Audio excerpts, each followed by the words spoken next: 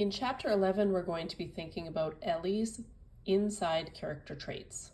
Let's read this list together, and you can be thinking about which ones are Ellie's character traits. Not all of them. You need to choose which ones represent Ellie. So brave, calm, kind, knowledgeable, loving, courageous, patient, determined, encouraging, fair, respectful, self-confident, hardworking, wise, nervous, lonely, loving, angry, annoyed, depressed. So before we read, write this in your notebook. I infer that Ellie's character traits are blank and blank, leave space. And then you need to find evidence in the book and write the page and quotation. So be following along in the book, and when you hear something that talks about maybe one of her character traits, you will put the page and write down that sentence as evidence for this is one of her traits because she said this. Chapter 11. After being away for a day, it was even harder to settle back into the routine at Grandma's house. The worst part of it was that I couldn't seem to do one single thing right. I folded the clothes wrong, and Grandma sighed and folded almost everything over. I swept too hard, and I stirred up dust when I was cleaning the floor. I missed food when I washed dishes, and took hold of the silverware wrong when I was drying. You'd have thought there'd have been at least one thing I could do right, but if there was, I never heard about it. Sometimes I wasn't even sure what the problem was, but I always knew there was one by the sound of Grandma's heavy sigh. Sammy was a big help at those times. Some days I'd go there and talk to him. You'd swear by the way he tilted his head and looked at me that he knew just what I was saying. At times it was like he was rescuing me instead of the other way around. Now and then Uncle Roger would mention that Marcy would be coming to visit soon. I think he meant to cheer me up, but it didn't always work that way. I couldn't help but remember the claims I'd been making about Sammy. Marcy was sure to want to see him do the tricks I bragged about. She was also sure to think Grandma's house was shabby and gloomy next to hers. And goodness only knew what she might think of Grandma herself. At first it seemed so far off, but then, before I knew it, Marcy was going to be coming the very next day. I didn't even mind that Grandma gave me extra chores that morning. The less Marcy had to find fault with, the better. After lunch, Grandma called out to me to come and help me make pies. I felt my heart sink right into my shoes at those words. I'd never had any part of making a pie before. My feet slowed down, but I still got to the kitchen faster than I wanted to. Yes, ma'am? I asked. I wish Daddy could see how well I was doing, remembering my manners. Wash your hands and go to the table, Grandma said. As soon as I'd done this, she'd plucked a large bowl down in front of me. Peeking over the rim, I saw that it was almost half full of flour. To that, Grandma added a large blob of something pale and shiny. A little puff of flour rose up around it as the blob landed.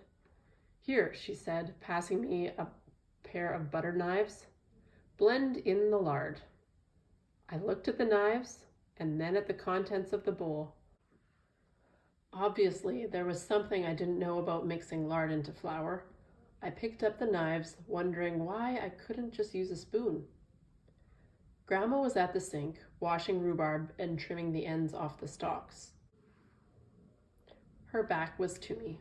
I opened my mouth to ask her what I was supposed to do, but no words came out. Instead, I reached into the bowl and began to stir the lard with one of the knives. All this did was push the lump up against one side of the bowl. That forced a small burst of flour out and onto the table. My stomach started to hurt. At this rate, the flour would soon be all over the table. Clearly, stirring wasn't going to work. Maybe I was supposed to chop the lard up. I stabbed into it and started to cut pieces off. They fell on top of each other. When I tried to stir them around, slowly and gently this time, they stuck together. I could see that the lard wasn't getting any more mixed in with the flour than it had been when I started. I looked down at the table. The second knife sat there, clean and untouched. I wondered again why Grandma had given me 2 knives. Maybe I needed to use them both at the same time. After thinking about it for a moment, I stuck the clean knife down into the lard. It must be that I was supposed to hold it in place while I chopped off pieces. As I did this, I stirred the smaller chunks into the flour. All that did was coat them with flour, but at least they weren't sticking together this time. This kept me busy for a few minutes, so I hardly noticed Grandma turning to look across the room at me. "What are you doing?" she demanded. Her words were sharp and they came at me unexpectedly, which nearly made me knock the bowl over. My heart pounded at the very thought of what would happen if I'd sent flour flying all over the kitchen. I gulped and swallowed, trying to make myself answer. At last I squeaked out a reply. "Mixing the lard and flour like you said, Grandma." Grandma shook her head. She sighed loudly and dried her hands on her apron. I cringed as she crossed the floor and peered down into the bowl. "This isn't right," she said. Her words were quick and sharp. "Who taught you how to make pastry?" "No one," I said. "What? At your age?" She sounded indignant. Then she saw my face and the message that was on it found its way to her. I saw it happen. I saw her realize that there had been no one to show me things like making pastry.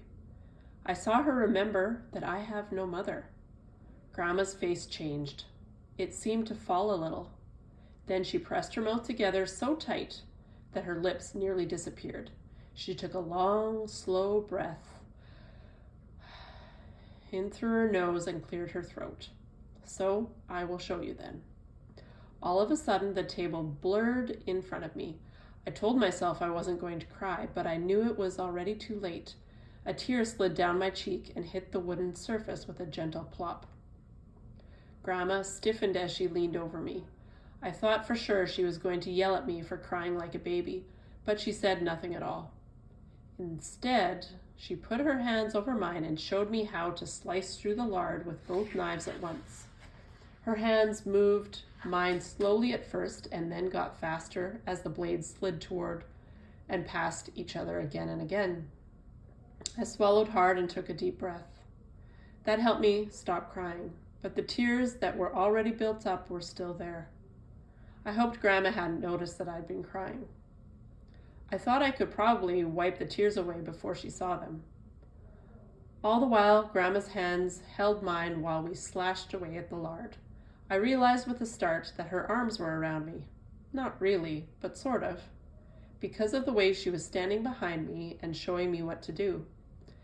It was a strange feeling. I closed my eyes and pretended, just for a minute, that she was hugging me, like any normal grandmother would do. I pretended that she loved me. You can talk for a minute with your group members and think about what Ellie's character traits are and discuss that. Then you can help each other find some evidence. So something that Ellie said, something that Ellie thought, something that she did that proved that was one of her character traits. So do that together as a group and help each other out.